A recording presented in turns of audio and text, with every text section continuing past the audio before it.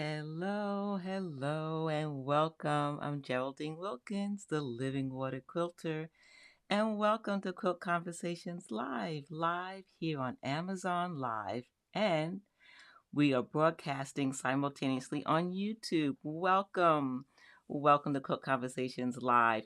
We are going to have some fun tonight. We're going to talk about some fun tools for making star blocks and some practical cutting tools that we can use in quilting, tools that we can add to our toolbox for everyday quilting and sewing. Some rotary cutters, some feet, all kinds of things, cutting rulers. So if you're here, say hello in the chat. Hello to my friends on YouTube. Say hello. Hello to those that are on Amazon. Let's get started. Maybe you were here at the beginning and you saw a hint about what we're going to talk about. The first one is highlighted in the carousel, and it's a Hunter Star die by AccuQuilt. And you can make with this die, a die cutter, the Hunter Star quilt block. Here's an example. I made a pillow using that Hunter Star. This is the Hunter Star block. And based on how you use the die, you can get different looks for the Hunter Star. Let me show you what that die looks like. Here is the die. This is the Hunter Star die. So you can see it's a little bit different than what I stitched. I did a different color combination, and that is the fun. You can suit the fabric choices to your liking. Hello, hello. I'm so glad you're here. All right. Well, whatever time you can stay, you are welcome, and you can always come back and watch the replay. So let's take a look at what this Hunter die does. Let me put the pillow down. Have you heard of the AccuQuilt Go cutter? It's a fabric cutting system where you can cut fabric accurately by using a die. And a die basically means there are shapes. These are the different shapes that you see in the light gray that help to make the Hunter Star block. It helps to make this block. When you put this through the die cutter, it accurately cuts each piece. Hey, you made it. Hey, Tish, I'm so glad you're here. Welcome, welcome. Anyone watching on Amazon Live, join the chat. If you have a question, let me know. So if you've never seen a AccuQuilt Go cutter before, I have one right here behind me. And I'm going to highlight that in the carousel. For those of you watching on YouTube, when I say carousel on Amazon, when you join me on Amazon, underneath the video is a carousel of all the different tools that I'm talking about so that you can see what you like, add it to your wish list, or get the specific information about the tool. So I'm going to highlight one of the AccuQuilt Go beginner starter kits. Hello, Cassie. Welcome. So glad you're here. So this is the AccuQuilt Go cutter. When you open this up, you're able to use the die. You lay it flat on your table, and it has this handle. See this handle? You use this handle to run the die through the Go cutter. And I'm going to show you a video on how to use this.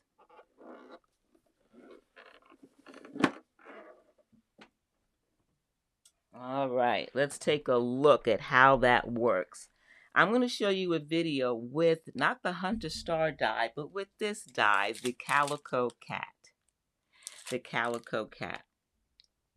So let's take a look at that. Here it is. So this is the die, the Calico Cat die. I put some fabric on it. You can put multiple layers, up to 6 layers of fabric. You can see I already cut some calico cats. Now I'm putting on top of that a cutting mat. You must put a mat on top of the die. Then you use that handle and you bring that die and the cutting mat through two rollers, a top and bottom roller. As the die goes through the rollers, it cuts the fabric in the shape of the die. So you're going to see my hand rotate that handle to bring it through the rollers. So it's coming through, and it's not hard to do. It's very easy. So once it comes through, depending upon how many layers of fabric you put, you get whatever the die shape is. In this case, it's a cat. So you can see there's the cat, all pre-cut and cut accurately for applique. What do you think about that? Isn't that fantastic? So that is how you can do this Hunter star. You use the same thing. So there's a little bit that I want to show you about this Hunter star die that makes it unique. Let me show you the block that I made. You know what? I'll go to the overhead camera. I think that's going to be better. So here's the overhead camera where you can see the Hunter star block. This block was made with the die, with the Hunter star die. So you can see 4 different quadrants, and that's what the die cuts. It cuts each of these quadrants. And I layered 2 fabrics, a pink and a beige, on top of the die. I'm going to show you with an example step by step how that works. Let's go back to, for those watching on Amazon, I'm going to show you the die. Here's the die. Let's look at the components. So you see a big triangle here, and here's the large triangle. It cuts it perfectly, right? Now here are 2 side triangles. We have this triangle. Isn't this cool? I love this. Here's the section there for that one. And then we can cut. Remember, we can layer multiple pieces of fabric. So I can put this burgundy on one layer, then put this bluish color on top, and then here's the other piece. This is the other section. These 4 pieces. Hello, Daphne. So glad you're here. Welcome. Oh, there goes Benita. Hi, Benita.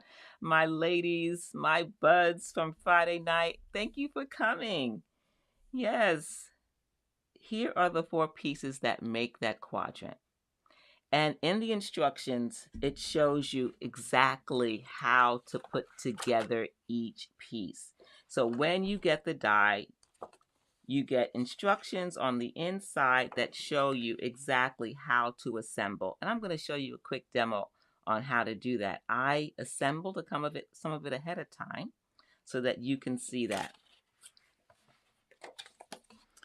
Yes, cutting fabric can be challenging, Tish. So let's see. How do these go together? Let me show you.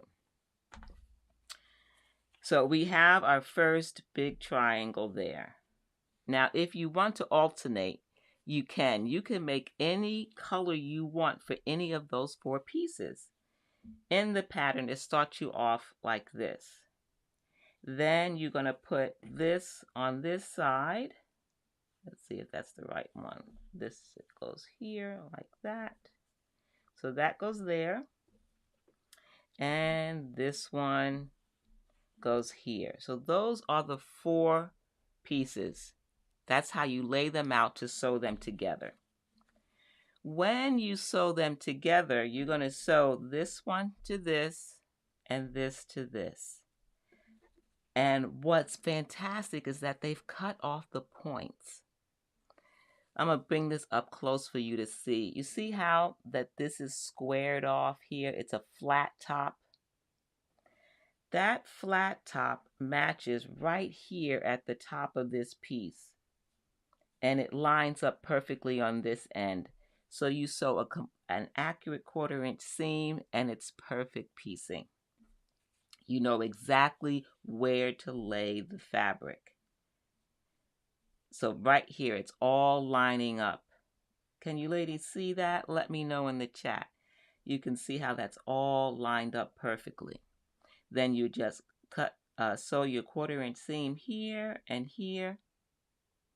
And I'll show you what that looks like. Let's see, did I get one of those sections? I thought I had one sewn together. Did I drop it? I guess I don't have one. I thought I had one sewn together. So once this is sewn, it would look like this. Then we sew this to that one. It's going to match perfectly. Yes, it's a fun cutter. There's so many options that you can make. And then it's going to match up again perfectly. Once the bottom section is sewn, you put the large triangle. And these are going to match up perfectly. If your 1/4 inch seam allowance is good, you are all set. And this is what it looks like. A finished one looks just like that. All accurate piecing because they've done the pre-cutting for you. They've cut off all those points that make us confused sometimes by making sure it all lines up evenly as we sew. So as long as it's lined up evenly, when we put this on top, right sides together, that's going to line up. That's going to line up. 1/4 inch seam, 1/4 inch seam. Then we're going to be able to sew this top triangle on with another 1/4 inch seam, and it's perfect. So you make 2 of these to make one corner of the Hunter Star block. And here is the second one with the 2 different colors. So you're going to sew those 2 together. One on top of the other. And because of the pressing, what ends up happening, hopefully you can see this on camera, but because of the way it's pressed, your seams are going to nest and lock in. Can you see how that locks in? It's going to lock in perfectly on both sides. So you have perfect piecing. And also notice that this end, these are lining up too. Okay, we have someone coming into our chat who is not playing nice. I'm going to have to, okay, get rid of that person there. But see, perfect. So you make 4 of these to make the block. You make 4 of them. Once you've made 2, you're going to piece them like this, and then you get 1/2 of the block. Now, of course, you can combine these 2 any way you like. You can put them together just like you see here, or you can decide that you want to do it this way. It's up to you how you match and choose the colors. Isn't that fun? I just love this. Especially since when it goes through that cutter, it just goes through so smoothly. So let me show you another way to look at this. Here's this block. Here's 1, 2, 3, 4. I've sewn together 2 here. So you can see 2. So you can imagine you can even do a scrappy version. You have scrap fabric, raise your hand if you have a lot of scrap fabric. You can cut all the different pieces and mix match so quickly with that Go cutter. So if you're just joining me on Amazon, we are talking about the AccuQuilt Go Cutter, and specifically the Hunter die. When you get the Go Cutter and you get dies, you can cut all types of fabric to make blocks. Isn't that fun? Thank you, Beverly. How are you? I'm so glad you're here. Welcome. I love this. Now, I want to share with you some inspiration. Let's take a look. This one right here. So this is the pillow, right? I showed you this pillow, and you can see how different it looks. All the background is the same. And I made some choices here for the corners, right? Let's see if I can. I think I'm going to hold this up. Let me show you this one more time. Host a view. So here is what the block looks like, if you can get an idea. Instead of keeping it with different colors, I've made it all one color. Hello, hello, hello. I hope you join us in the chat. If you're on Amazon, say hello if you have any questions. But are you getting the idea how you can have fun with this? So here, one of your favorite background fabrics. Maybe your home decor, you want a certain color in the background. And then these can be any color you want, but there's the difference between it.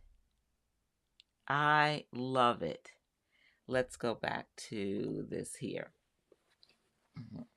Okay, so that's one version. Here's another one. Here's another version. What do you think about that? That's another one with the background is all one fabric. So you can mix and match and have fun, right? I like that so much. Let's see. What else do I want to show you? I want to show you,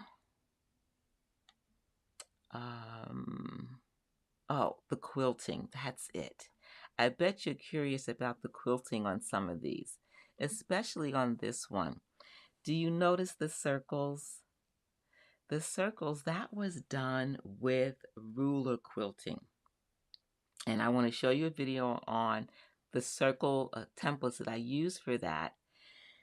But also, are you ever curious about how some quilts can look nice and smooth, and they're laying nice and flat in the fabric, even on my quilt blocks? Let me go back here.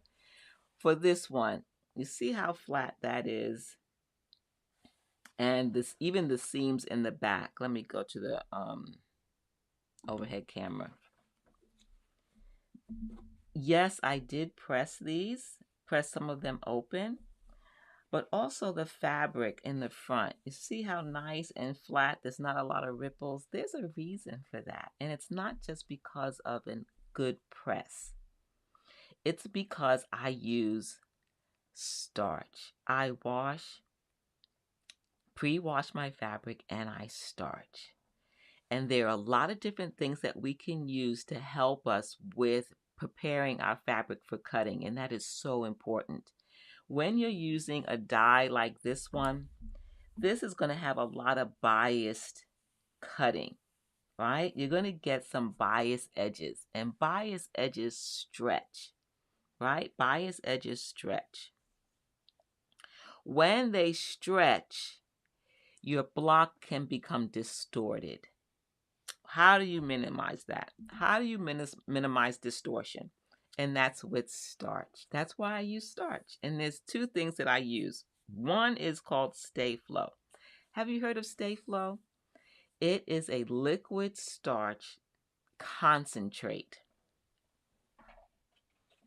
This is what it is. Stay Flow, it's a liquid starch concentrate that you can dilute. So you can dilute it 1 to 1, 3-to-1, 2-to-1, whatever you want to do for the amount of starch you need, especially if you're going to do a quilt that has a lot of bias edges, and stars normally do. But anyway, I use it all the time. I always pre-wash and I starch. And I use Stay Flow, and I mix my own, and that's how my blocks look so good because the fabric is prepped. So a number of things that it does. When we pre-wash and starch, it will not only prepare the fabric for cutting. When we cut the fabric won't shift. You'll have more accurate cuts if you're not either with the AccuQuilt Go or with a rotary cutter. Second, when we go to free motion quilt and the fabric is laying flat and it doesn't shift and move, your quilting, whether it's free motion quilting or walking for quilting, it's going to be better because the fabric has been starched and it's going to have very little movement during the quilting process, whether you're cutting, piecing, or quilting. All three of those, you have better results, in my opinion, in my experience, when we starch our fabric. There's another one that you can use. I just highlighted in the carousel, and it's called Starch Savvy. Starch Savvy. So if you're not the type where you have no time to pre-mix or dilute starch, you can use something called Quilter Starch Savvy. And it's fragrance-free and flake-free. You know how sometimes when you use starch and you put an iron on top of it, you get these flakes? This one says no flakes, flake-free. Another thing that I do when I prepare my fabric is that I will spray the fabric before cutting, right? It's been washed. It's probably a yard, half a yard, and I spray it, and then I let it dry. I have a drying rack so that when I press it, the starch is already in the fibers of the fabric, and I get no flakes. But if you don't have time and you can't wait for it to dry, Stay Flow will only flake if you put the iron on top of the fabric before any of these. Before you allow it to permeate the fabric, let it permeate the fabric. Because if it's sitting right on top and then you put an iron on top of it, it hasn't permeated the fabric, you're going to get flakes. You want it to go inside the fabric fibers. So for me, I let it dry. And then no flakes. But this says that you can spray it and there are no flakes. And it will stiffen the fabric so that you can have nice, good, clean cuts. And when you're piecing and the fabric is going underneath the foot, it's not shifting. It's going to stay where you pin it or where you place it. So I love these products for prepping, Stay Flow or Starch Savvy. Both of those are fantastic. And you can get the starch fabric in a larger container. So if you get the spray bottle, you can also get a refillable jug, also available here on Amazon. So I hope you ladies are enjoying these tips on how I prep my fabric for cutting and for piecing. This one thing, starch, helps. I have to say it again because if you've never done it, do a test. Do one where you just cut the fabric right off the bolt and make a block and see how it comes out. Then take fabric, wash it, starch it, press it, and see the difference between how it pieces. Is the piecing more accurate? Is it fussy underneath the needle, or is it stitching perfectly? Does the block size come out straight and even? I'm going to go back to the overhead camera. I mean, when you look at this block, everything is lining up. One, because of the AccuQuilt Go cutting system, it's accurate cuts. but the accurate cuts also helps when you starch the fabric, in my opinion. And the pressing, accurate piecing. So my blocks are the right size. Everything is matching up. I love it when it does that. I don't like to unpick. I don't like to get my seam ripper out. I don't know about you ladies, but I do not want to take out my seam ripper. So this is the Hunter Star block, and I hope you were inspired by it. I want to show you one more thing. I know we're going on and on about this Hunter Star block, but it has so many different lessons, quilting lessons and tips wrapped into one thing. Awesome, Beverly. Fantastic. You starch it. Fantastic. Good. Good, good, good. Okay, so here we go. This is the pillow, right, that you saw in the beginning. But I want to show you a quilt that I made. So you've seen a block, you've seen a pillow, and here's a quilt with the same Hunter Star die. It was used with the AccuQuilt Go Hunter Star die, this die. But look at how the fabric choices are. The fabric choices are just a little bit different, right? You can have so much fun with this die because of having all these different elements in the die that you can choose which fabrics you want where. I love that. And I have a little surprise for you. Did you look over my shoulder over here? I have that quilt here in person. That quilt. I think it's nice to be able to share it with you through a photo because you can see all the details in it. But sometimes it's nice also too to see it in person. Here it is.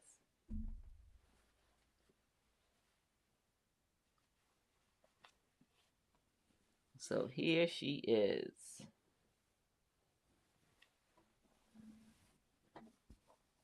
It's a baby quilt, but I love how it have the light and dark, light and dark.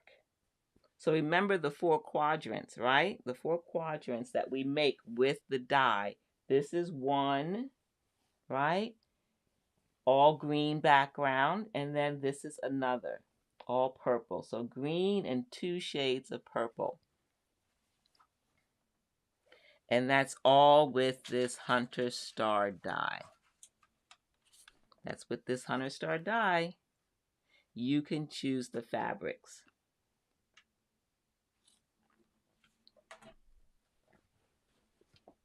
I love the Hunter Star.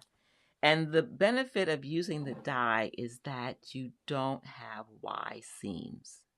No Y seams to stitch. All right, ladies, I hope you enjoyed that little inspiration. Awesome. Let's move on to the next thing. We've talked about fabric and washing. I also have on Amazon, to continue with the AccuQuilt Go, there's also a cube. Have you heard of the cubes? The cubes are a set. Okay. It's a set of dies based on a block size. And this one is 8 inches. And it has dies in these separate compartments. And you get several dies to mix and match to make quilt blocks. So that means you can use these to make all kinds of quilt blocks. Let me show you a little video about this.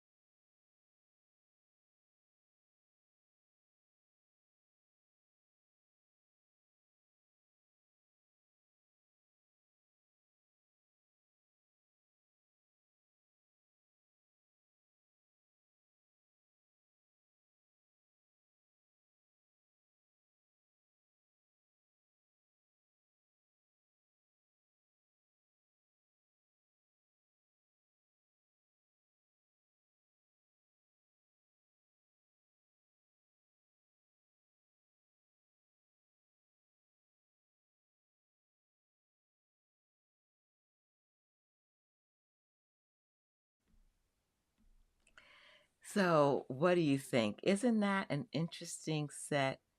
So many options that you can have with that. Oh no, I'm sorry, no audio. Am I going to have to do that again? I apologize. Oh, okay. Let me try this again. I want you ladies to hear what happened. Let's try this. Thank you for letting me know. Otherwise, I would not have known. Let's try this again. Use the kit. Then I had a lot of half square triangles. So it came in really handy to cut those small. Has 1, 2, 3 compartments. So I was able to cut those quickly, and I'm using the AccuQuilt Go cutter. Let's open one. Here are the dies. These are the die shapes. So let's take a look at what that looks like. Okay, so here is number 1. Number 1, there's the die. And it has information on the side. It cuts a 4.5-inch square. And then there are instructions. Here's number 2. And on the side it says squares 2.5 inches. So you have 1, 2, 3, 4 2.5-inch squares. And here's a pattern that comes with it. Number 3,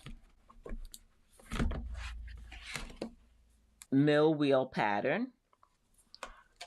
And you get 2 triangles. It says right here, half square triangles, 4-inch finished square. And here's a pattern that goes with this die. And number 4, quarter square triangles, 4-inch finished square when you're done. So there are 1, 2, 3, 4 triangles. And here's the pattern, broken dishes. Let's look inside this one. Let's take a look.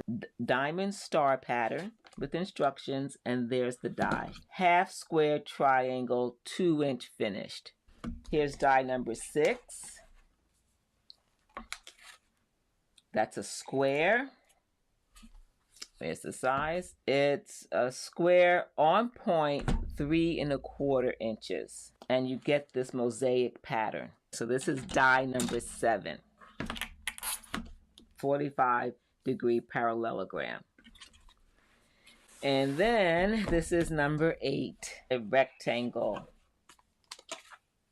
2 rectangles, cube for 8-inch quilt blocks. And you mix and match each die to make different quilt blocks.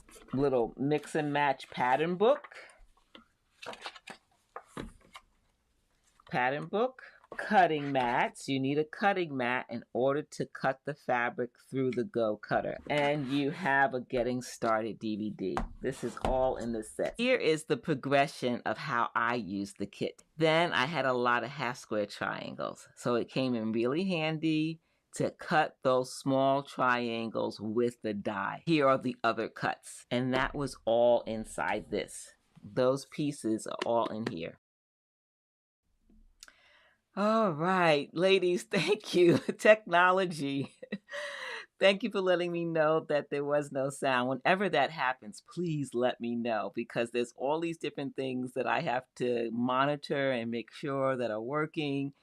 And sometimes, even though I tested ahead of time, things happen. So I was glad to be able to replay that. Hopefully that helped you to see it the second time with sound. The AccuQuilt Go Cutter die cutting system for fabric cutting is amazing. I love it. There's so many different things you can do with these dies. And some of the quilts that you've seen in the Friday night Quilt Conversations live were made with that die cutter.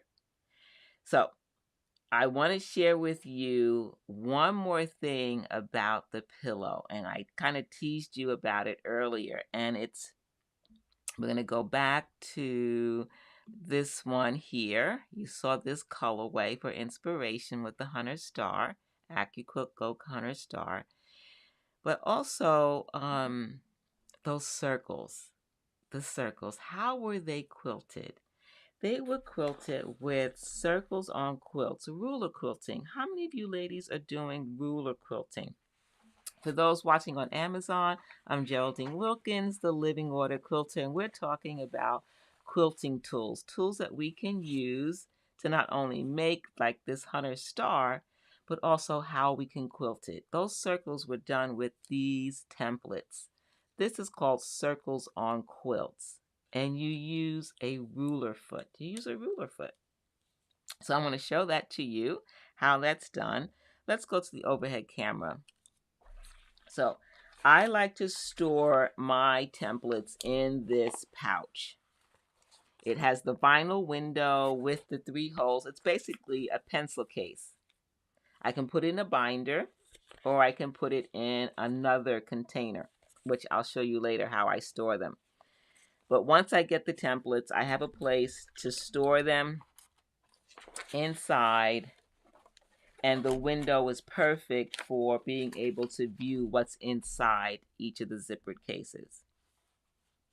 Okay, I highlighted this pencil case for those who are looking for something like this on Amazon. So here are the templates.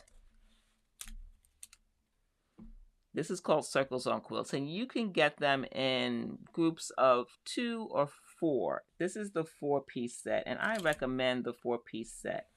And there's a reason for that. The reason why I recommend that is because you get so many different sizes with it. And let me see if I have them in order. Here is the right order. If you notice on the bottom, the shapes are a little bit different. That's because that's where the dimensions of the circle size starts. It starts with this first one. This makes a 2-inch circle. And it's all even numbers. So 2-inch circle, 4, 6, 8, 10, and 12. This one is 2.5. So these are all half increments. 2.5, 4.5, 6.5, 8.5, and 10.5. And then this is a 3-inch circle. And all odd numbers you can imagine, right? 3, 5, 7, 9, and 11-inch circle. And then this last one, 3.5. So you have whole numbers and then 1.5 increments. This one is 3.5, 5, 7.5, 9.5, and 11.5. They go up 2 sizes on each one, right? So that means if you get all 4 instead of a 2-piece set, you can make circles from 2 inches all the way up to 12 inches with 1/4 inch spacing. So that means you have so many possibilities with the types of circles that you can make. So let's go back to that pillow for a quick minute. So you can see that after I made that Hunter star, I wanted to put a circle around it. And so I just chose the right size template to get the right size circle to just go beyond the tips of the star points. Then a 1/4 inch echo after that. Then another set of circles beyond that. So it could be this configuration of circles that I did, or it can be another. There could have been more circles in between those 2 sets of circles. Hello, Danielle. Hello. Nice for you to be here. I'm so glad you're here. Thanks for following. Welcome. Welcome to Quilt Conversations Live. Let me know if you have any questions. Ladies on YouTube, Danielle is with us. She's on Amazon Live. She's joined us. So let's look at, again, the overhead camera. So here are the templates, and you're probably wondering, well, how does it work? This is for a domestic machine. You can use these on your home machine. This foot, this is a ruler foot. It has a high collar. That high collar goes right inside here. This is just the right amount of space for that ruler foot to go through. Just the right amount of space. But you know what? I think the best thing is for you to see a demo on how you use this. By the way, the video demo is going to tell you about this little hole here. This hole is for you to put a thumbtack. The thumbtack goes underneath the fabric and through the hole, and it holds it in place. When it's in place, this can shift. What is the benefit of that? The benefit of being able to make circles with these templates on your home machine. How many of you have quilted and tried to use circles? You have to turn the quilt, right? Keep shifting the quilt with a walking foot. When you use this, you move the template instead of moving the quilt. Now, maybe you don't understand yet, but I'm going to show you. Hello, Pam. How are you? I'm so glad you're here. Pam is on Amazon. She's just joined us, ladies. Those of you on YouTube, now let's look at this demo on how this is done. And I'm going to, if there's no sound, let me know. Hopefully there's going to be. This first one, this makes a 2-inch circle. This one, a 2.5. This, a 3-inch circle. And then 3.5. That's the smallest size these will make when you start on the bottom. So this will be 2 inches, 4 inches, 6, 8, 10, 12-inch circle. This one will be 2.5, 4.5, 6.5, 8.5, and 10.5. Are you getting the idea? How many circle sizes you can make with the 4-piece set? And you're probably wondering, how do you make a circle? You stitch, move the template, stitch some more. Let's look at the video. You have to use a little thumbtack right here in the center to keep the template in place. That tack is put underneath the fabric. See how I'm stitching using the foot to go against the template, and I'm moving the template so that I can continue to stitch. You don't want to stitch outside of the template because then you're going to break the circle. You just repeat it and repeat it and repeat it until you make a full circle. So this first one, so did that help, watching that demo on how these templates work? Of course, like anything else, it takes practice. Hello, Suzanne. So glad you're here. So she asked, can you use the circle set to make pebbles? Not these circles. You would get something called the simple circle set. The simple circle set are square individual templates, and they come smaller. You can do a half inch circle, 1/2 inch, 1 inch, 1.5. Those are the simple circles. So if you want to try that, I've used it and I've shared that in one of the live sessions, but I can't remember which one. I might do that again if you ladies are interested in seeing me share the smaller circles. Those are individual templates. This one makes several sizes, whereas the smaller ones are individual sizes. Okay, so circles. Circles are fun. They are really fun. Now, I want to show you how I also store my templates. Remember I said I use this pencil pouch? So I can put these in here. It has the window. With the window, I can then put in what's inside the template, and then I can put it in a binder, or I can put it in something else. So here are the 3 holes. And that's highlighted in the carousel for those of you who are watching on Amazon Live. But you can also, which I love, this is one of my favorite tips. You can use office supply storage, things that you use for your desktop, for your office to store files, folders. Even this is a pencil case, really. It's not made for templates, but I'm repurposing it. I also use a file container, which I'll highlight in the carousel. This is a portable container, and it's a portable file container. This portable file container has sections. And so this top section, I can put different things in here, like a rotary cutter, or I can put in a template if I wanted to. Whatever I wanted to put inside here, I can put. Some pencils, a seam ripper. So you have these 3 sections, right? So if you're going to a workshop or a class and you have something you want to carry with you, then this part opens up. And this is where I store my templates. They're inside here in different cases, pencil cases, that is. So this would go right inside here, and it goes like this vertically.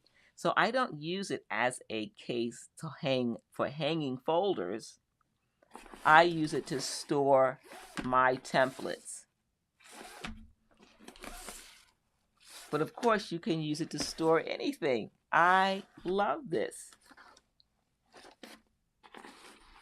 So I use a lot of office supply storage for my sewing and quilting tools. This lid is handy. You like that tip? It's fantastic. Think about the ones that you put on your desktop for file folders. Either the vertical ones or the ones that you lay flat. The vertical ones you can put taller rulers in, or the ones that have the slots. Right next to my cutting table, I have a slotted storage that normally you would put folders in, but instead I have rulers. So I just love this. I hope you ladies like this little tip. And this sits right underneath my sewing table. So I just pull it out whenever I need it, pull out the one I want, and then I just slide it back underneath the table. It's a great tip. And in case you were wondering what my sewing machine is, it's a Janome. The one that you saw in the demo, it's a Janome home machine. It's a memory craft. I've had it for a number of years.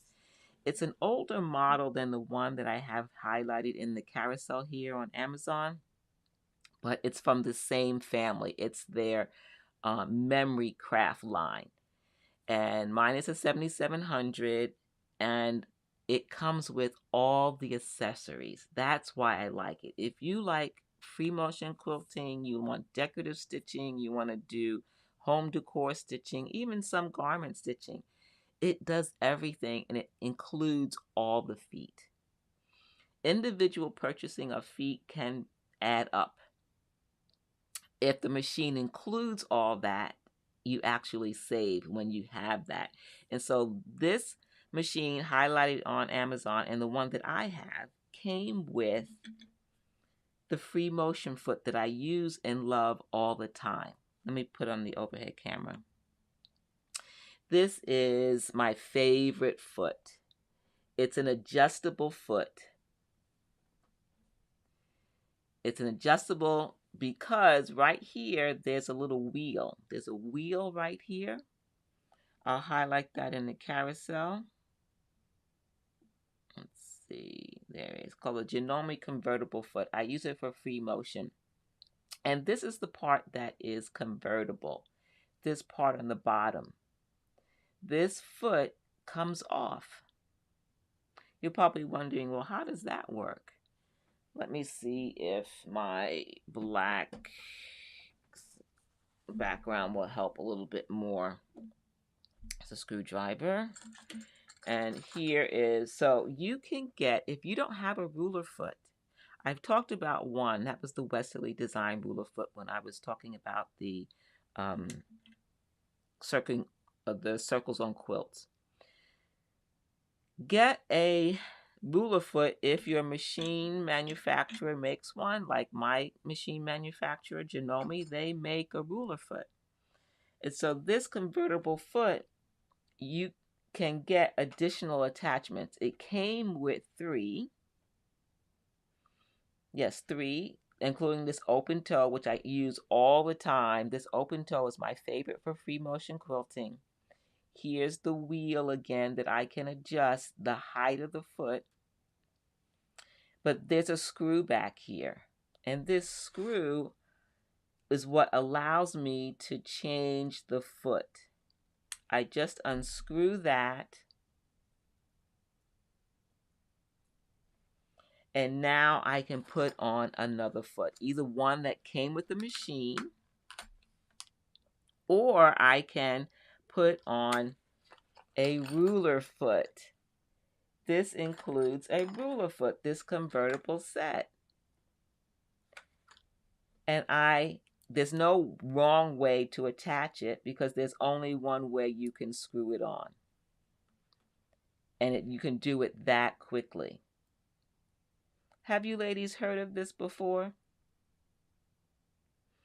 I'm glad you liked that idea, Daphne, on YouTube with the storage containers. That's a neat idea, isn't it? And there's so many different configurations, for those storage containers. Let's see now. Okay. You just have to get that started. Okay.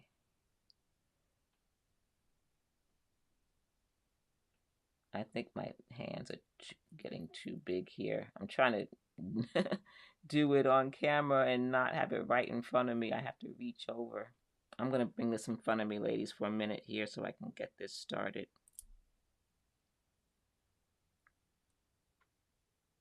So I can actually see what I'm doing. When it's way over here, you can't see. All right. So it's already started because I was able to see what I was doing. And you can hand tighten it first and then just give it one little gentle tighten with the screwdriver. You don't want to over tighten. And so there's my ruler foot.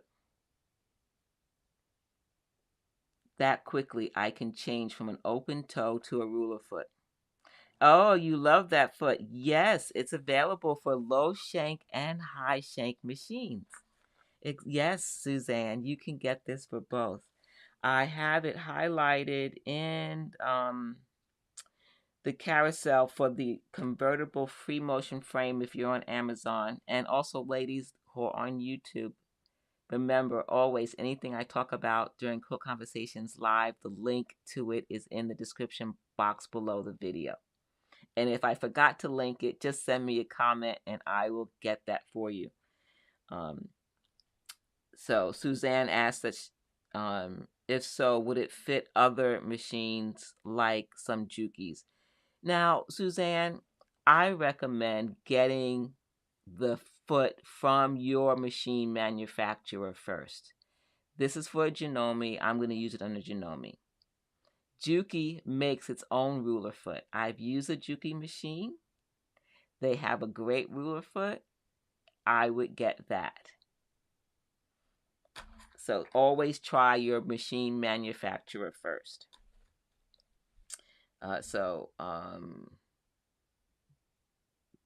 Now, if you don't have this foot and you don't want to get the convertible set because you don't have this foot, but you want a ruler foot, I just highlighted in the carousel, if you have a Janome, you can get the 1/4-inch ruler foot separately. If you don't have this, maybe you have a machine, a Janome, that did not come with this convertible foot, you can get this convertible foot separately.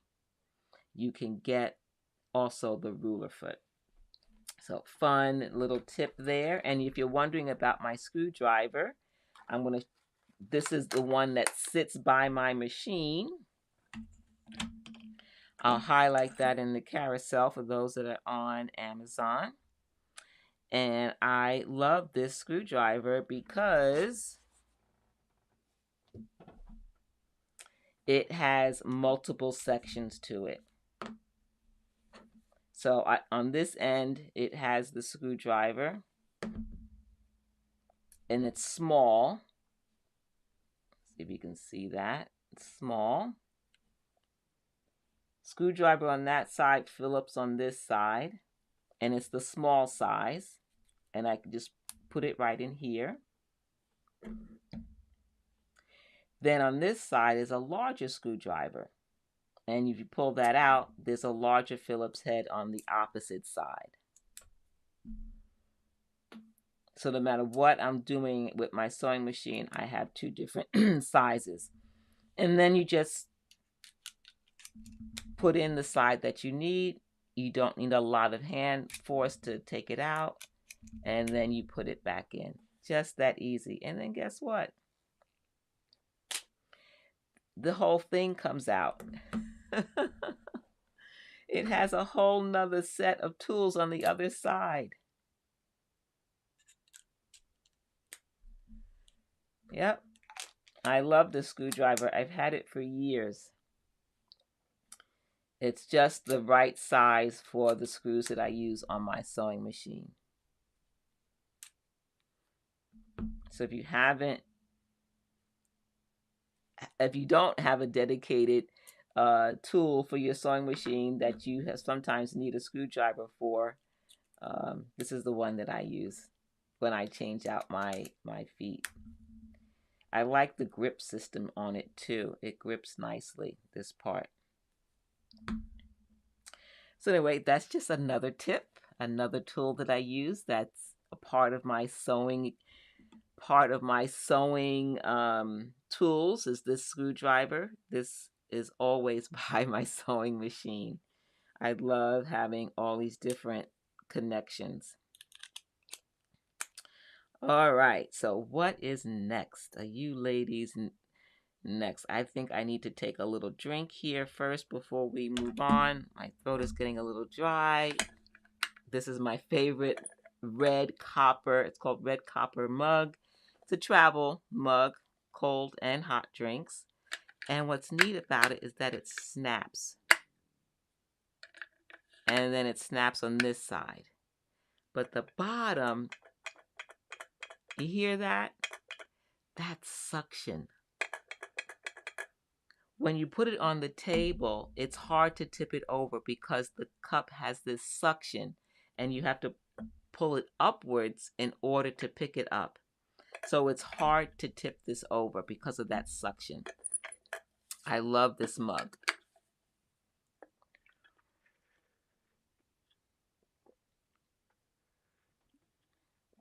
I have it at every live session because I know it's not going to tip over on my equipment and stuff. All right. Now, for those of you who like quilting, we're going to look at this fun tool to make circles another way. Say you have not ventured into ruler quilting. Perhaps you mark your quilt with a marking tool like a blue water-soluble marker or a purple tip that's disappearing ink, or you use pounce or something like that. This is called Around the Block. Have you heard of this, Around the Block? I've just highlighted it in the carousel for those watching on Amazon, and welcome. I'm Geraldine Wilkins, the Living Water Quilter, and I'm so glad you're here. Unmute and join the conversation. I'm going to demo for you how this Around the Block tool can make fun designs based on the arcs of a circle. Of course, you can make circles with it, but you can make other fun designs too. So let's take a look. I want to show that to you. I have several of them that I pre-done, and we're going to go to the overhead camera. So this is the tool, Around the Block. Around the Block, and it has these slots and a grid to help you make and mark different designs on your quilts once you're finished. And here is the start of one. Put this over here. So you can make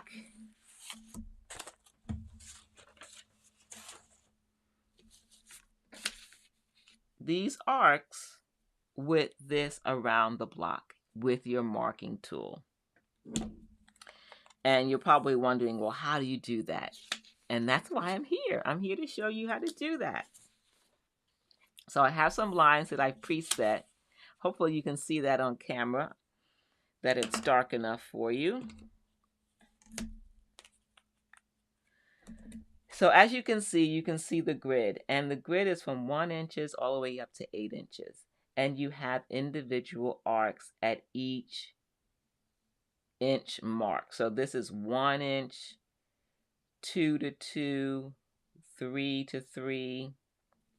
You can take any of these arcs and put that arc on a straight line.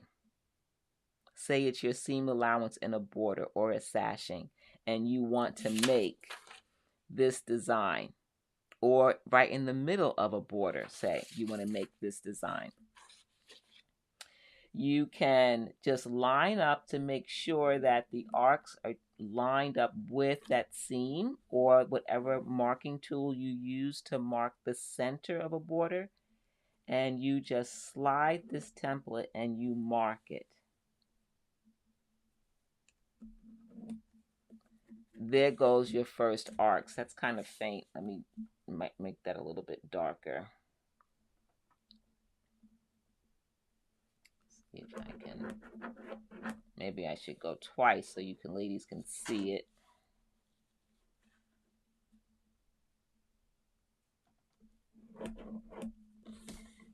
Okay. I'll make that a little bit darker for you. I think that's better. Then you would just rotate it and go back the opposite direction, just lining it up.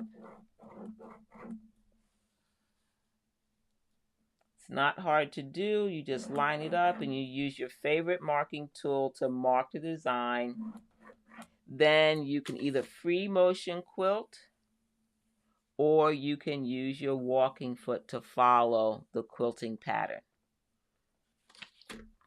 You can take any of these arcs again and create another design just by simply shifting the template, using either a seam or a mark that you created on your quilt to follow, and you just line up these tips with that line. Now, of course, you can overlap. Why not try overlapping? Very quickly, no measurements involved because this is doing all of it for you. Okay, so that's one design. And you can imagine there's many more based on just using the different size arcs that you see here on the template. So many different arcs.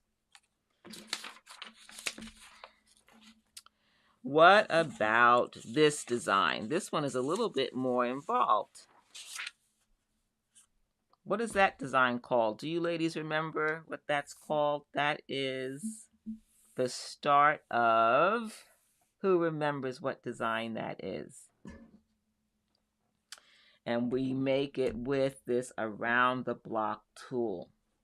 This around the block acrylic tool has arcs in an 8-inch square so that you can make different size circles or arc-based designs. And this is an arc-based design. And they're 1 inches apart, each of these arcs. Who remembers what that's called? I'm going to put that up there at the top. And I'm going to repeat that so you can see how that's done. So there's a horizontal and vertical line that you can use for lining it up. So I'm going to line up this horizontal line here, and there's a 45-degree line as well. So you just mark here, that's the first one, number 2, and the 3-inch. Let me make that nice and dark so you can see it. So there's the first one. How do I make the second one? Right here is where you want to put the corner of that first 1-inch square, right there. And you line it up right here on the bottom. Okay? Then you're going to do your 3 arcs again.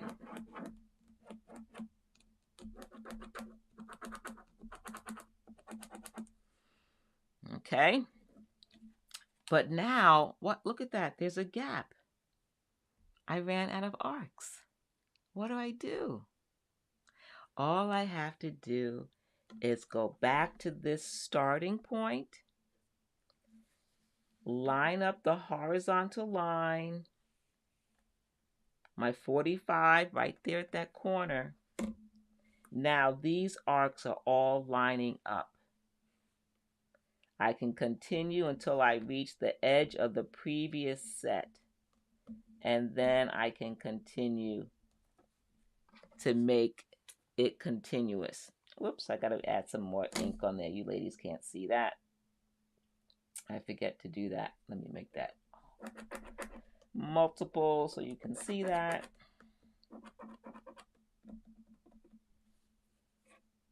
All right, I didn't line it up exactly, but you get the point. That's how you do it. Let me do it one more time. Hello, Sterling. Welcome. I'm so glad you're here. Lady Sterling on Amazon has joined us. Ladies on YouTube, Sterling is watching with us on Amazon. I'm so glad you're here. Thank you. Let me know if you have any questions. We are learning how to use this tool called Around the Block to mark designs on our quilts for quilting. And this is called a Baptist fan design. And I'm repeating what you see up here, how to do it here. When you move from one section to the next, this is your starting point to do the next group of arcs, but you don't have enough of the template to hit the edge. So you have to rotate this, lining it up with your baseline, and then continuing the rest of the arc.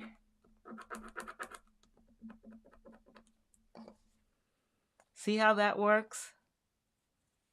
And I'm not measuring. I'm using everything that's on the template.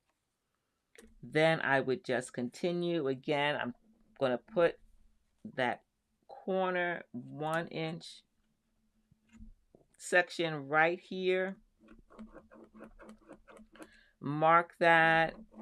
When you get to the edge of your quilt, you mark what you can. Now I have to fill in this gap. I just move this over. And I can fill in the gap. Just like that. And I did that on camera, and it wasn't hard to do. I can do this on my quilt with some nice background music and just go my merry way and mark this and then quilt it with my free motion foot or walking foot. The arcs are such that you can go nice and slow and do that. And of course, all these things require practice. So that's another design that you can do. Are you inspired? Let me know. Let me know if you're inspired by this template. What about that design? Wait, isn't that neat? Does that look complicated? What if, I know some of us, I did this when I was marking quilts. I just went in my kitchen and I got a plate because it's round or the top of a lid or something. And I marked the edge using that plate. But what about this kind of design? This can be done so easily with Around the Block. Fast. this design. I love this design. Look at that. Now, after I made this design, I looked at this area here. What if I didn't mark these lines or these on this side, and I just had this nice crosshatch just like that? I could probably mark all of it, but only stitch this crosshatch design on the inside. Once you start to play with this ruler, you're going to see the potential. I'm going to show you how easy you can do this with around the block. Let's get a square. Okay, a square. And because this is 8 inches, 1 to 8 inches, I did an 8-inch square. So all you have to do is put this in the corner of the square. You line it up, right? Of course, you can do this with any size square, right? That's 8 inches or smaller. But now I'm doing this. 1, 2, 3. Time how long it takes me to repeat this design right here on camera. This is how long it would take you to mark it on your quilt.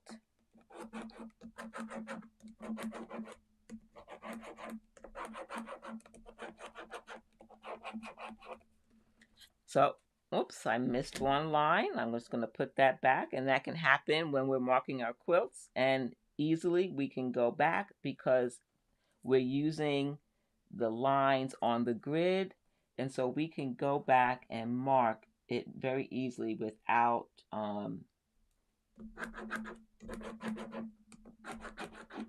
messing up the design. See, I was easily able to fill in those spaces that I missed. Now, did you notice I had it this way, right?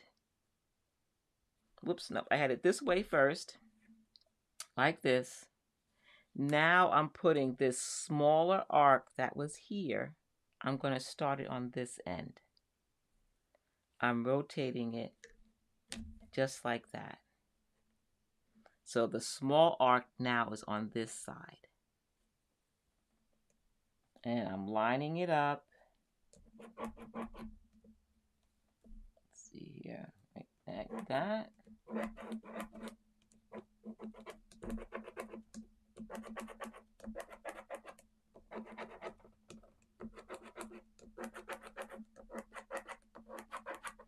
Now, of course, I'm doing it double so that you can see it on camera. You don't have to mark it as heavy as I'm marking it. You don't want to do that on your quilt.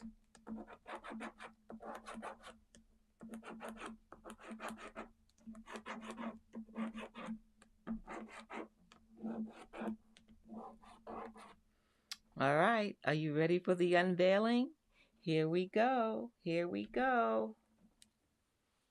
How fast was that? How fast was that? Easy. With this template around the block. I started with the smallest arc in one corner and went all the way out. Then I shifted to this corner and went all the way out, and you get that design. I love this. This is the possibilities. The possibilities. Isn't that fun? So fast and easy. Okay. If you like this because you just saw, wow, look how quickly she did that. Look at that design. This is one design, right? Then we have this design here. What about, yes, there's more. There's more. There's more. Daphne, yes, it is fun. Isn't it fun? Look at this one. Look at that. It was done with this around the block tool. Look at that design. Look at the movement in that. So this is the start of our circle around, right? But instead of repeating, this one quadrant is now different. These all start with the small arc in the center, and then the arc shifts over here. The small arc shifts here, but it allows for this continual movement. Isn't that fun? Would you like me to demo how to do this? Or have you had enough of this around the block? I hope not, because there's a couple more. I think there's like at least, yep, just 2 more. Either this one you want to see, I'll give you a choice. Or this one. This is another variation. Look at those 2 different variations. Which one do you like? Again, made with this around the block tool. Daphne or Beverly, which one do you like? What about my ladies watching on Amazon? Which of these do you like? Are you still here, Sterling, Pam, Danielle? Which one would you like to see me demo? How to mark on the quilt. Again, I'm using an 8-inch square, and I've broken it into quadrants. So previously you saw me make a design based on marking based on a straight line. I marked using a straight line for this one.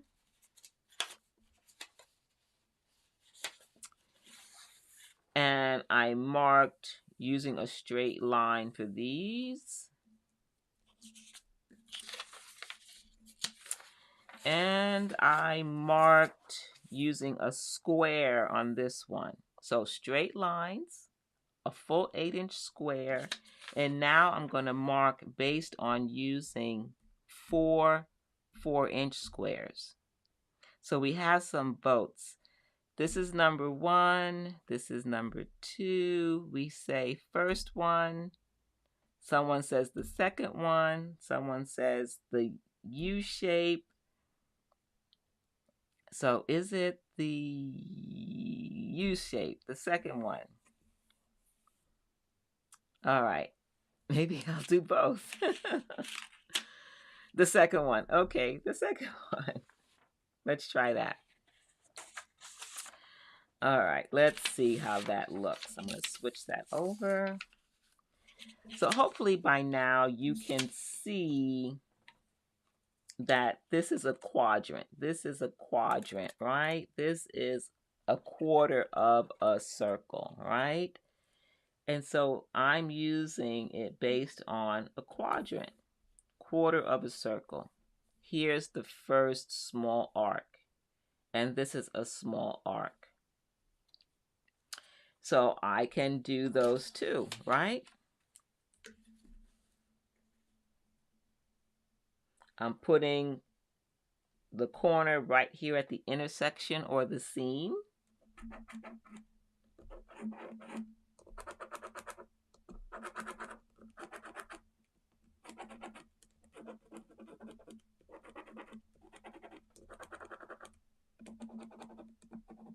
Hopefully I got them all.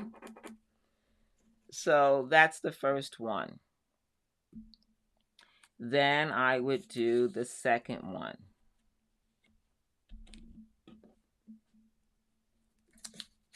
Okay, the second one. And as you start to use this tool, you can start off with a variation of a circle, right? Quarter circle, half a circle, a whole circle. Okay, I think I got them all. So this is half, right? Half of a circle radiating out. Half, 2 quarters for a half. Now we have these 2 sections. How do we do those? Remember this smaller arc here? Here is the smaller arc.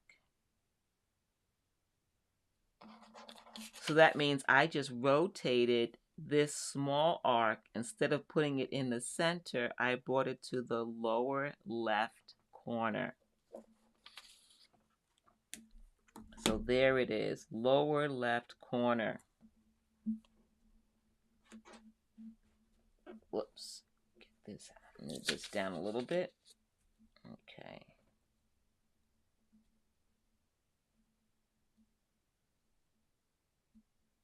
Lower left corner.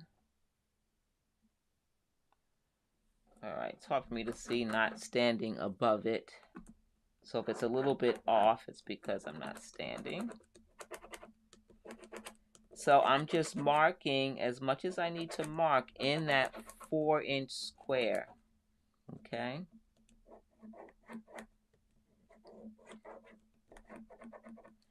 So I'm going to leave this for a moment. Can you see, now that I've positioned it here, now that I've positioned it with the 1-inch here, and it continues, how these are all coming one right after the other, one right after the other? You could see it here in the ruler. See how it's lining up? Those are lining up right with the next one. Hopefully you ladies are seeing that. See how it's lining up right here. This one lines up right there. So now I don't have to move it. This top section is one placement of the ruler. The bottom is 2 different placements. So I just continue.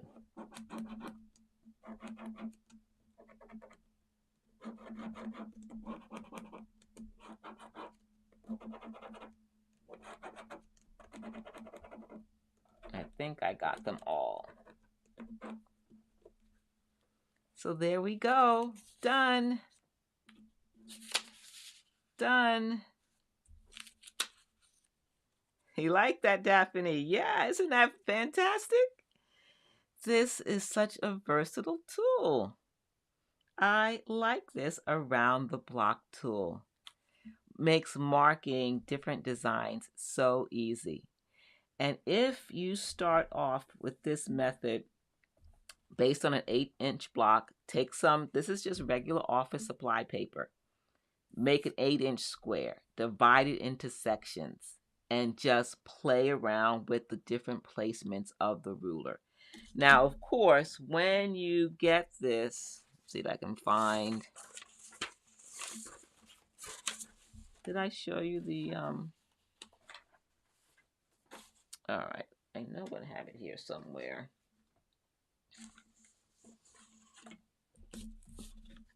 It comes with instructions and inspiration on how to make different designs. That's what I'm looking for. But right now, my desk is kind of a mess here, and I can't find it. Anyway, so it comes with instructions on how to get started with basic designs. And I've showed you a little bit more here. It's a fun tool. I like it a lot. All right. So let's see. How long have we been on? An hour and a half. Do you ladies, are you ready to do a little bit more, or are you all worn out? Is this too much info at one time? Let me know how you feel about that. And I just want to remind you too, as you comment and let me know if you'd like me to continue, I have another fun tool because I wanted to show you 2 different star blocks. I have one more star block I can show you. I'm just going to go back to the overhead camera. In case you were wondering, this is one of my favorite tools. It's a rotating mat. I love rotating mats because it allows me to cut fabric, place my ruler, and if I have to cut a different edge of the ruler, I don't have to move the fabric. I move the mat. And this is a 12 by 12 mat. Underneath it is another Fiskars mat. And that also is 18 by 24 inches. And it has 2 sides. This is the green side and it has a yellow side. side. So green side and the yellow side, both with numbers, both with 45, 30, and 60-degree angles so that you can make different types of cuts. So I wanted to make sure you knew about that. So are you ladies up for a couple of more? I want to show you this Lemoyne star. All right, so this is the second one. Great. This is the Lemoyne star. Have you heard of the Lemoyne star? It's one of those blocks, just like the Hunter star, that has potentially some Y seam. Yeah, Beverly, rotating mats are awesome. They are. I love them. Some stars require Y seam piecing, which is challenging. And so there are, thankfully, a lot of quilters out there who've created rulers like this one, the Lemoyne Star. This is called the Rapid Fire Lemoyne Star. Rapid Fire Lemoyne Star ruler. It helps you cut the fabric so that you don't have to stitch Y seams. And if you're unfamiliar with the Lemoyne Star, let me show you the one that I put together. Here it is. So these are considered Y seams right in here, which can be challenging to piece. But if you use this template, easy peasy. The Rapid Fire Lemoyne Star uses strip piecing in part to make this block. I want to show you how it's done. Now, of course, it comes with detailed instructions. I cannot emphasize enough, ladies, follow the instructions. Save yourself some headache. Read the steps one by one.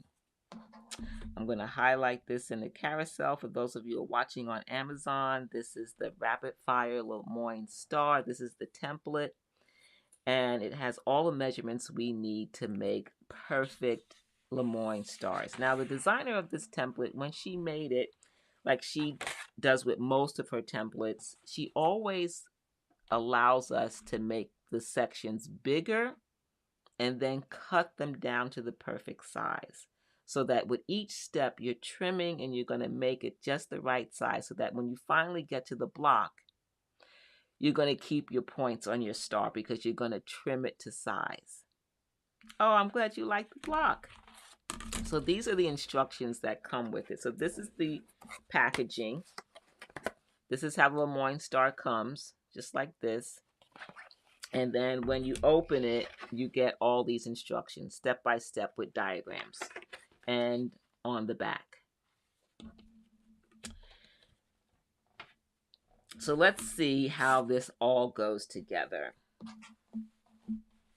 I'm going to get my overhead camera all set and ready for you.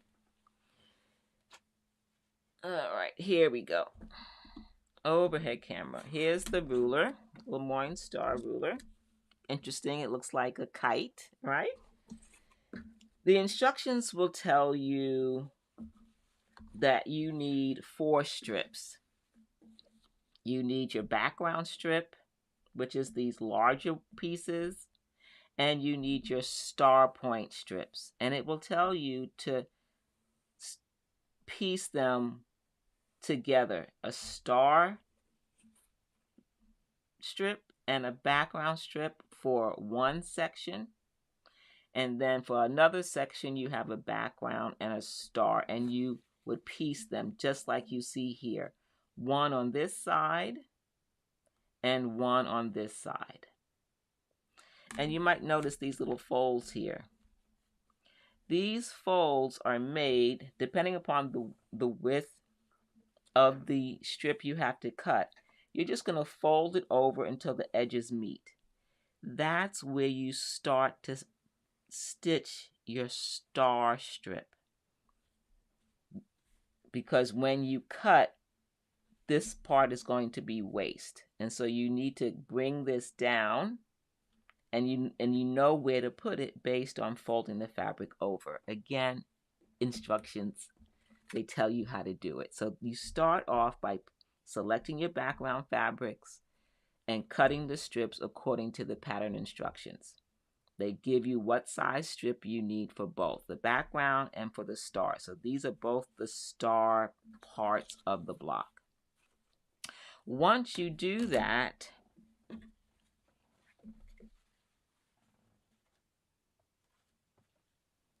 then you get this. So here are my two pieces. This is the background and this is the star. Star point, background, and star point. What we do once we have these strips pieced together, we put them right sides together, and you get pressing instructions on how to press it so that they nestle together. They nestle together, one on top of the other. Once that's done, now you're ready to cut the fabric to make the different units for the Lemoyne star. And this is one of the cuts right here. And I use my favorite cutting ruler. Let me get that. It's this one here. This is a Creative Grids quick trim ruler. It's 12.5 inches by 3.5 inches. And for my star, I needed to cut 2.5 inch 45-degree cuts on these strips. The instructions will tell you to take the Lemoyne star template and you line up right here. I don't know if you can see this. Can you see those dashed lines? That represents your seam, those dashed lines. When you line that up along your stitchings for your strip set, you line that right on top. When you line that up on top, then you get your 45-degree angle. Once that's lined up, you bring in your cutting ruler so that you can start cutting. You take this away, and then you cut your 45. And then you keep cutting until you get 4. You need 4 of these to make one block. So I'll do this again, 2.5 inches. And if I want to check to make sure this is exactly 45 degrees, I can line it up here on the edge. But then I just bring in this template again, the Lemoyne Star template, and I line up those stitching lines. Hello, Sterling. I'm so glad you're back. Hi. I'm lining it up to make sure this is right on top of the stitching. And if I have to adjust this ruler, I adjust it to make sure it's 45 degrees.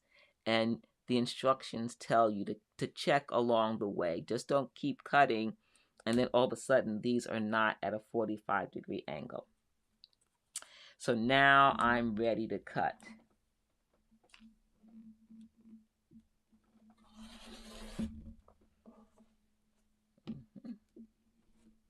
Okay, so that's how you would start. You would do your strip sets according to the instructions. Then you would cut your 45-degree, and you need 4 of these for every block. Okay? Once you get to this step, now you want to cut a second cut with these 2 strips together. And you just have to cut from this corner to this point of the star. I'm going to tilt this a little bit because of my angle. But basically, I'm going to put one line on the ruler right along the edge. And line it up so that it's lined up here on the edge of the fabric. The edge of the ruler is at that corner. And then it's meeting the point of this second small strip, which is the star points. Once that's lined up, which I think it is, then I would cut that. Once you cut that, you would open this up. You see how now we have our diamonds. These two triangles are oversized, and then you would piece one here and one here. I'm going to get rid of this person here. Okay. So you would piece these, and that would be your first quadrant. Remember, you need 4 of these. You need 4. So this would be 1. You would do this 4 times. You piece these together, and then you would trim them. And I'll show you how to do that right now. I've done some ahead of time. Put that together.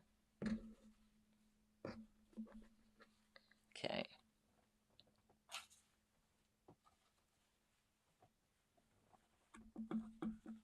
Okay, so remember we had those triangles that we cut. They are now pieced on top of, I can just press that. They tell you exactly how to press. I'm going to finger press for now. Okay, you have these units. These are your 2 units. But these have to be trimmed before we put these together. And that's where you would bring this unit over and you get your Lemoyne, Rapid Fire Lemoyne Star ruler.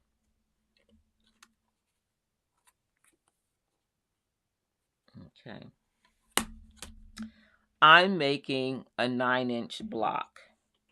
Based on the size block you're making is how you're going to place the ruler.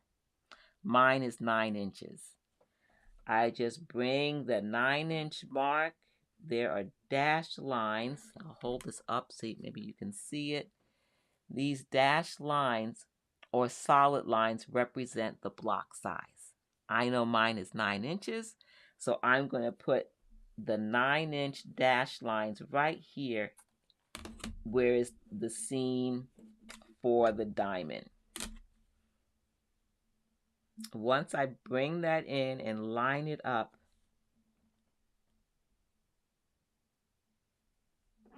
then I would cut off any excess.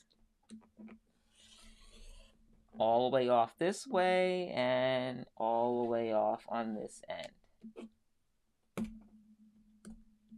So you make it a little bit bigger. Now, once I do that to both, trim both of them, then I can sew them together.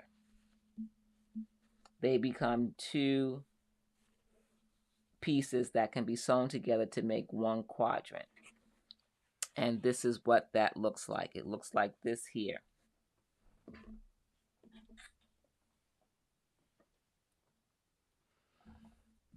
These 2 units. This is this one here and this one here. This one I haven't trimmed yet, but once it's trimmed, you put these right sides together and you get that unit. You need to make 4 of those. When you have 2, that's how your star is now coming together. We didn't have to stitch any Y seams. We didn't stitch any Y seams because we had 2 units, right? Move this up.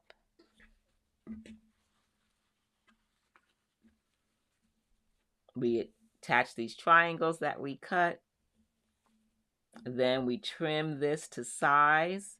After it's trimmed to size, we sew these 2 together and we get this. Then we start to put these together in pairs, putting them right sides together. And once we have them in pairs, then we start to put together our block.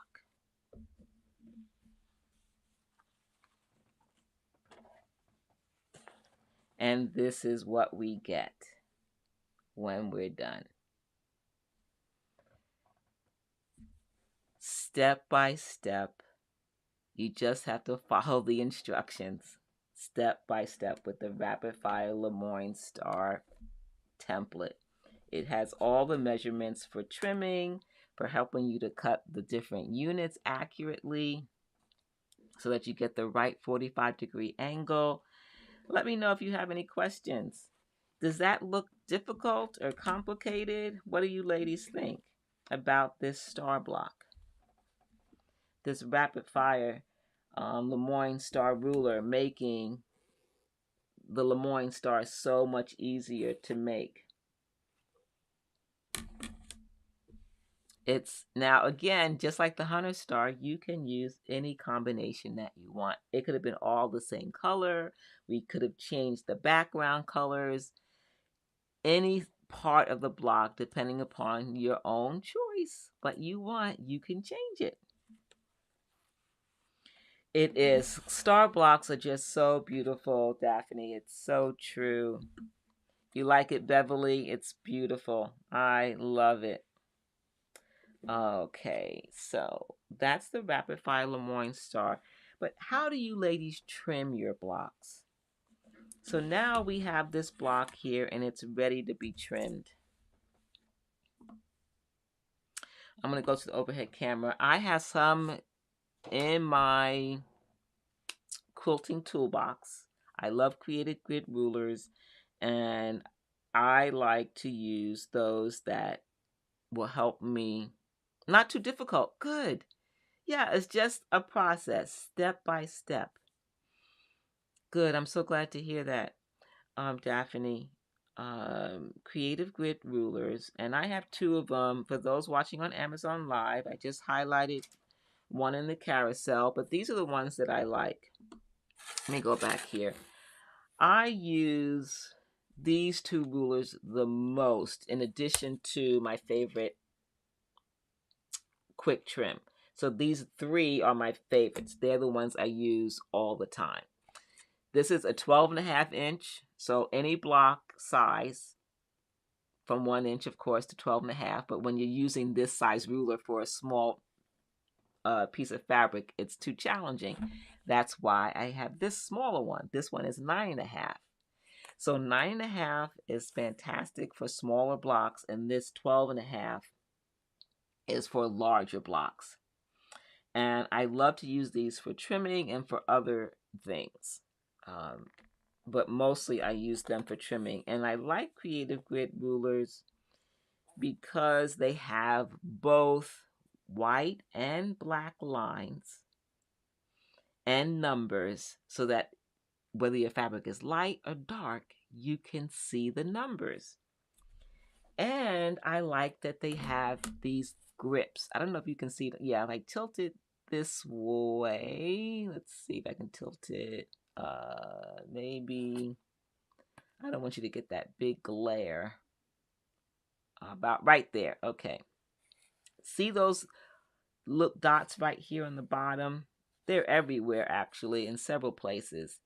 Those are little grippies. It's built into the ruler.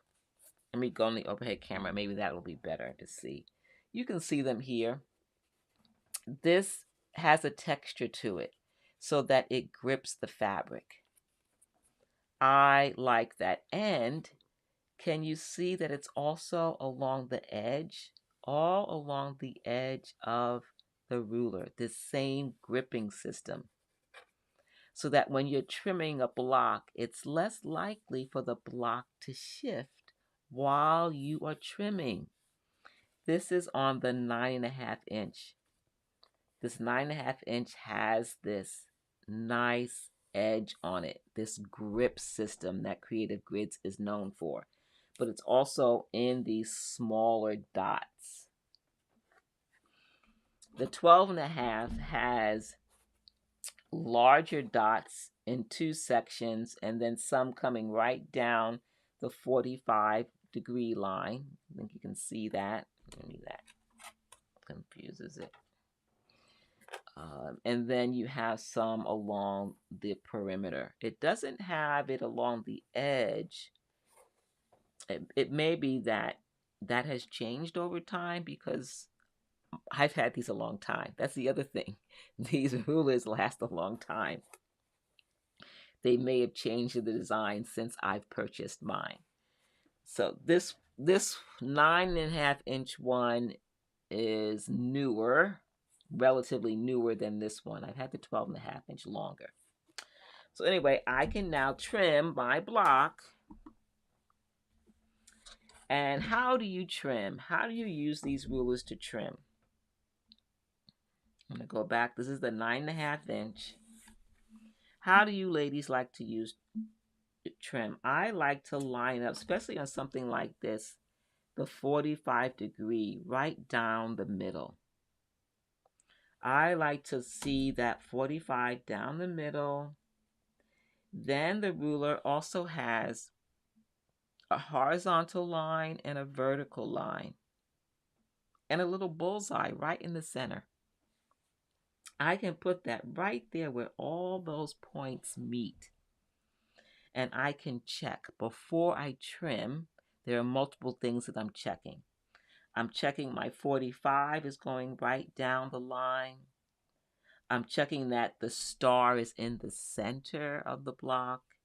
So that white line is right down the middle of the horizontal and the vertical. After I do those checks, then I check my perimeter. Before I cut the block, those hours or minutes spent making this block, we don't want to ruin it by trimming it the wrong size and trimming off the points. So what I will do is that I will look at each of these points. Is there a 1/4-inch seam allowance beyond the point of the star? I will check that. Do you ladies do that when you trim? Are you checking to see that there's a 1/4-inch of seam allowance beyond the point?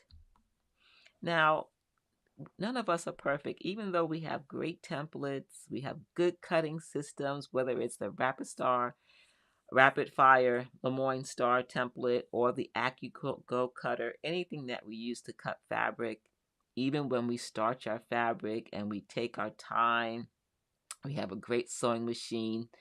We have this variable called the human, that would be me, that can still make a mistake. So even though I might line these up and I start to look, oh, is my star point going to be cut off? Where can I fudge? I might move the template over to the right a little bit or over to the left or up or down just to make sure that I have all the points. Those slight movements before I cut will not be seen in the final quilt if the star is not exactly in the center of the background. But the point being cut off will be noticed sooner. And sometimes that even happens, and c'est la vie, it happens. But I check that before I trim. So just to remind you, this star was made with the Lemoyne, the Rapid Fire Lemoyne star template. And these templates always make it so that your end block, whether it's a star block, make it bigger so that you can trim off the excess. When I showed you the Hunter star, when we started off earlier, all the piecing, there was no room for error. When you were finished, you were finished. You shouldn't have to trim anything. Which do you prefer? Do you prefer to make the block bigger and then trim it to size, or you just want to make all the cutting exact so that you have to have exact 1/4-inch seam allowance, and so that your piecing is just, once you're finished, it's finished. No trimming necessary. Do you like to trim, or do you don't like to trim? Do you like to make it bigger and then trim? So Beverly says, yes, I check to make sure I don't cut off my points. Yes, perfect. Perfect. So I'm not going to trim this because I'm probably going to demo this again, but I wanted to just share with you some of the things that I like about this ruler and the Creative Grit rulers and how I use it, and how I love that this ruler has the grips on the edge so that as I'm pressing down on it and getting ready to cut, it's less likely that it's going to shift. Not all rulers have these grips. For instance, this Lemoyne Star does not have any grips on it. So instead, we can apply something like Invisgrip. So Daphne says she likes to make her quilt blocks bigger and then cut. Great. I like that idea too. I like it too. So this is the last thing for tonight I'm going to talk about, and this is the Invisgrip. For those watching on Amazon Live, I just highlighted Invisgrip in the carousel. And what it does, it takes a template like this one, the Rapid Fire Lemoyne Star. You turn it on the back, and you put on this vinyl. It comes in a roll. And as you can see, I've been using mine, and I have some remnants. Don't throw away the remnants. You never know what you're going to use it for. So I have these left over, and this one is just the right size. What's left to cover my Rapid Fire Lemoyne Star. And in the instructions, it tells you how much to use of this. And you always want to leave just a little bit of edge. You don't want to cover the whole thing. The instructions tell you to leave a little open edge along the perimeter. So you don't want to bring the Invisgrip to the complete edge of the templates. You want to have a little gap. So I'm going to mark this right about here. And then I'm going to cut that. Okay, my scissors are way over here. Okay, so here are my scissors.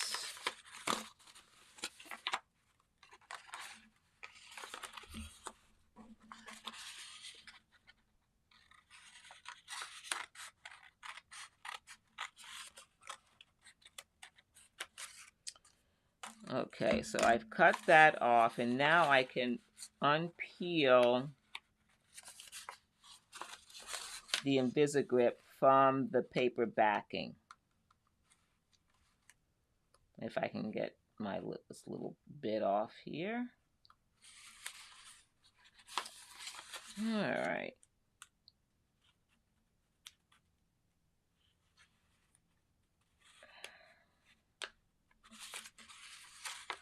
Let me try this corner. Maybe this one will be easier.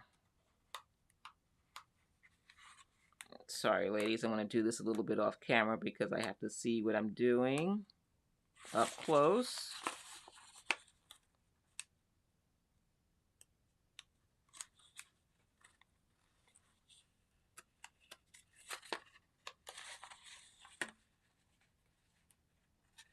All right. It's almost like trying to open a grocery bag. You know how sometimes it sticks so well.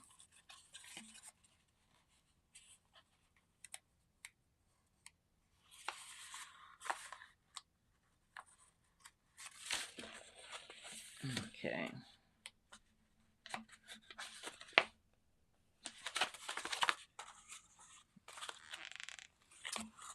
Okay. It looks like I'm going to have to get another piece. All right. Hold on just a moment. I'll be right back. I have another roll. I have another roll. Let me get it.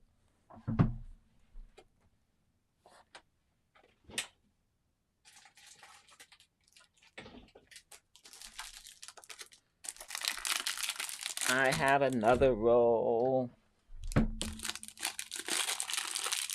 Let's try this again.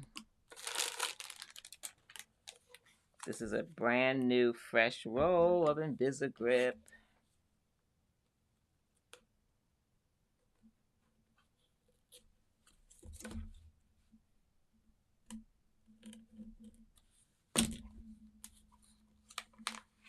Okay, there we go. Let's try this one more time.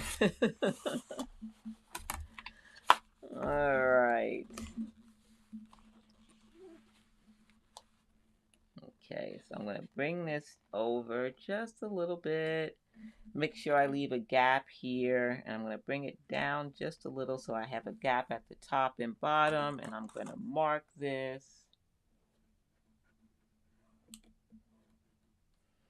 I'm going to make this gap just a little bit bigger so it's on both sides.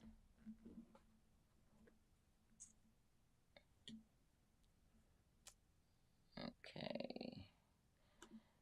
Boy, they're really trying to do all kinds of comments in the chat tonight.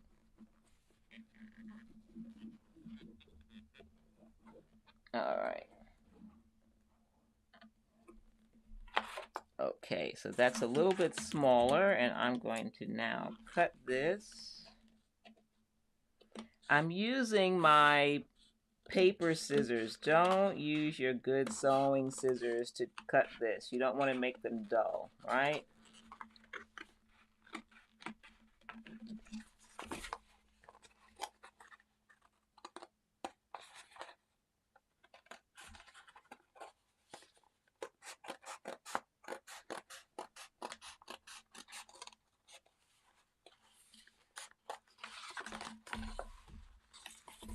Okay.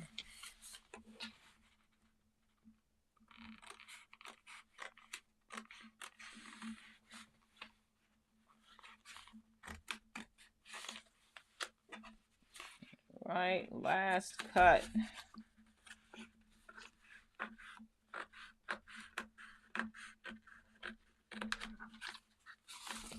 Okay, so this is Invisgrip that I'm cutting. For those of you who are watching on Amazon, you're wondering, what is she doing? I am cutting Invisgrip.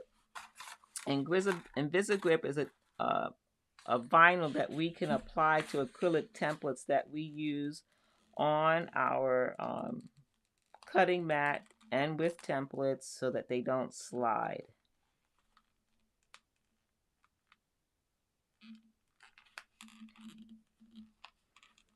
And I'm always, oh, here we go. Come on, vinyl.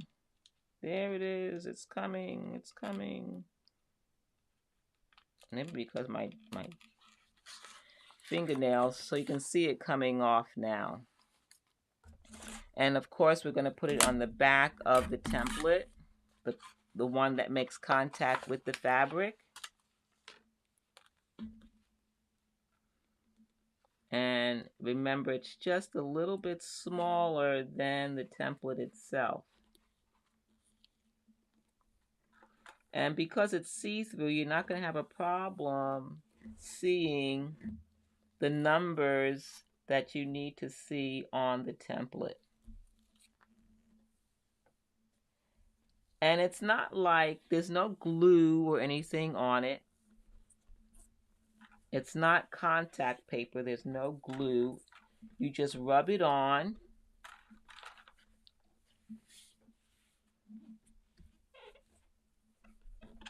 Smooth it out, any air bubbles. And you can still see. You make yours bigger, then cut to size. Okay. Oh, that's for the template. That's for the quilt blocks. So now it's ready.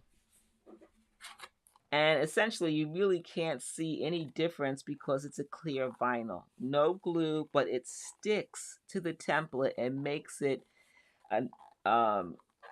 now a grip type of template. Instead of sliding, this slides easier with no Invisgrip, and this side, it has less.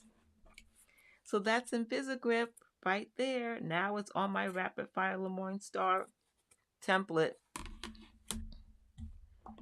All right, ladies, we made it. We made it. We've done a lot, and you have been here with me for 2 hours. Those of you that have stayed the whole time, thank you for spending this time with me learning about quilting tools. This is Quilt Conversations live on Amazon, and we also broadcast on YouTube, on the Living Water Quilter YouTube. I'm so glad you were here. I hope you got some good value, some good tips on star blocks, on storing templates, on using starch for your fabric, and even on screwdrivers. Screwdrivers that I use for my machine and other things in my sewing room. Let me know if you have any questions. Remember, you can watch the replay. You can watch it on Amazon Live. If you're on Amazon, underneath the video is a carousel of all the different tools that I've talked about tonight. Click, save them for later, look at them, get more information if you need it.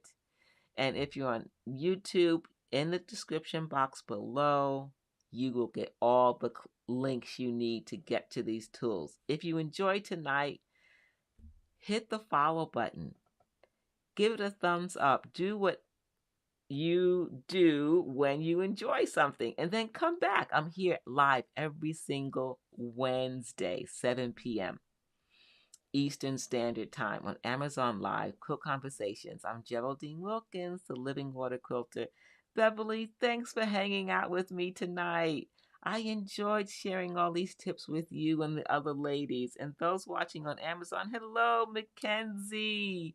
Thank you for following. And Sterling, thank you for being here tonight. And thank you, Danielle and Nanny B. Thank you for all those who followed on Amazon Live.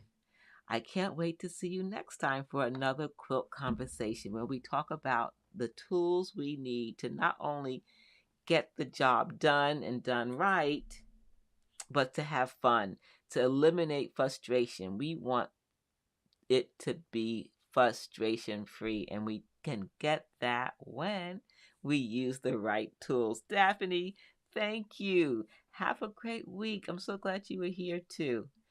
Thanks for letting me share my love of quilting with you and the tools that I use to make the quilts and quilt and sewing projects I love to make. I'll see you next time on Amazon Live next week, Wednesday, 7 p.m. and 7 p.m. on YouTube for another Quilt Conversations live on Friday. Friday and Wednesday on YouTube, and on Wednesday on Amazon Live. I'll see you ladies the next time. If you want to see more, don't forget, you can watch these replays. They are available. If you missed last week, I shared completely different tools. Watch the replay. Visit the Amazon page. Let me show that to you real quickly before I sign off. This is the Living Water Quilter Amazon shop. You can see some photos of different projects and the tools I use with it. Then just below that are some videos. You can see some quick 1 to 2 minute videos on different tools. And then under that, you have a whole list, curated list just for you on different topics, whether it's ruler quilting, free motion quilting, creative grid rulers, some of my favorite rulers. Visit the shop to see what you need. And then remember that storage bin that I use to store, I also have that in the office supply section. If you keep scrolling to the bottom, there are the replays. You just have to click right here on the right-hand side, view all past live streams, and you get the whole kit and caboodle. You click on that, and then you see all the past live streams. You can watch them. So just wanted to share that with you. If you didn't know, you have access to these replays. Go and enjoy them and pick up some tips for your quilting and sewing journey. Thank you, ladies. I'll see you next time. Have a fantastic week.